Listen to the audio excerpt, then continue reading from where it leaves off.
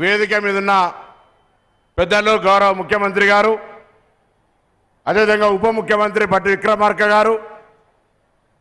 ఆరోగ్య శాఖ మంత్రి, డాక్టర్గా కాకపోయినా సామాజిక పరిస్థితులను అవగాహన చేసుకొని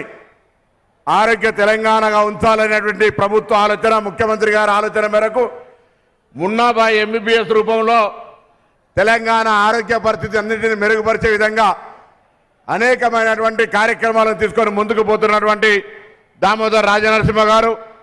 స్థానిక శాసనసభ్యులు నాగేంద్రన్న గారు, పెద్దలు ప్రభుత్వ సలహారు కేశవరావు గారు, నరేందర్ రెడ్డి గారు, అదేవిధంగా గౌరవ షబ్బీర్ అలీ గారు, ఇంకా గౌరవ అనేక మంది శాసనసభ్యులు, చైర్మన్లు, వైద్య శాఖ అధికారులు, ఇక్కడికి విచ్చేసినటువంటి వైద్య శాఖకు సంబంధం ఉన్నటువంటి ప్యాటర్న్ స్టాఫ్ కావచ్చు, లేదా ఈరోజు నియామక పొందుతున్నటువంటి ఉద్యోగులు కావచ్చు, అందరూ కూడా పేరు పేరున హృదయపూర్వకంగా నమస్కారాలు. ప్రభుత్వం ఏర్పడి రేపటికి సంవత్సరం అవుతున్న సందర్భంగా తెలంగాణ రాష్ట్రం వచ్చిన తర్వాత ఏ విధమైనటువంటి ఆరోగ్యానికి సంబంధించి ఆరోగ్యశ్రీని మొట్టమొదటి 48 గంటల్లోనే 5 లక్షల నుంచి 10 పెంచుకోవడమే కాకుండా అనేకమైనటువంటి వ్యాధుల సంఖ్య దాదాపు 1000 చిల్లర వ్యాధుల సంఖ్యలను కూడా ఆరోగ్యశ్రీలోకి తెచ్చి తెలంగాణ ఆరోగ్యవంతంగా ఉండాలని అటు మెడికల్ కాలేజీలను నూతనంగా తేవడం కావచ్చు, నర్సింగ్ కాలేజీలు కావచ్చు,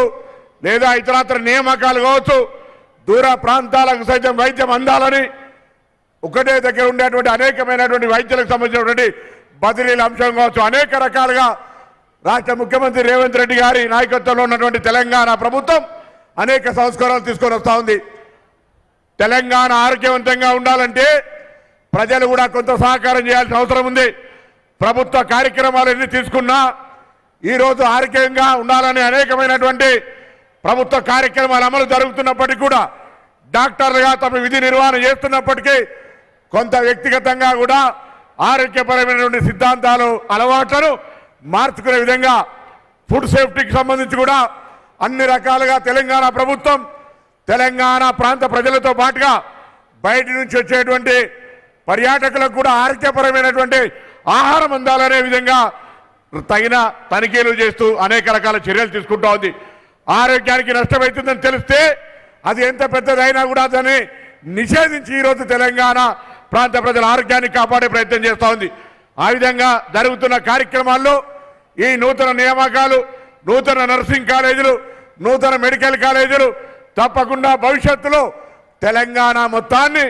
ఆరోగ్యవంతమైన తెలంగాణగా ఉంచే విధంగా నిర్ణయాలు ముందుకు పోతున్న సందర్భంగా మరొకసారి గౌరవ ముఖ్యమంత్రి గారిని, ఉప ముఖ్యమంత్రి గారిని, దామోదర్ రాజనరసింహ గారు ఆరోగ్య శాఖ మంత్రిగా రోజు పొద్దున్న లేస్తే medical and health day to affair ఇవాళ సమస్య పరిష్కారం ఏంటంటే రేపు మళ్ళీ కొత్త సమస్య. నేను వారి పక్షాన గాంధీ హాస్పిటల్లో, ఉస్మానియా హాస్పిటల్లో కొత్త హాస్టల్ భవనాల శంకుస్థాపకైనం. ప్రభుత్వ పక్షాన ఐవీఎఫ్ సెంటర్ను ప్రారంభించినాం. ఈ విధంగా అనేక రకమైనటువంటి కార్యక్రమాలు ఇనిషియేట్ తీసుకున్న సందర్భంగా వారికి అభినందన తెలియజేస్తూ ఈ ప్రభుత్వం 1 సంవత్సరం పూర్తి చేసుకున్న సందర్భంగా అనేక కార్యక్రమాలు జరుగుతూ ఉన్నాయి. బాధ్యత గల పౌరులుగా, వైద్యో నారాయణ హరిగా ఈరోజు మీ పాత్రను ఈ తెలంగాణ ప్రభుత్వానికి అందించాలని కోరుతూ అందరికీ నమస్కారం చెప్తూ సెలవు తీసుకుంటా ఉన్నాను.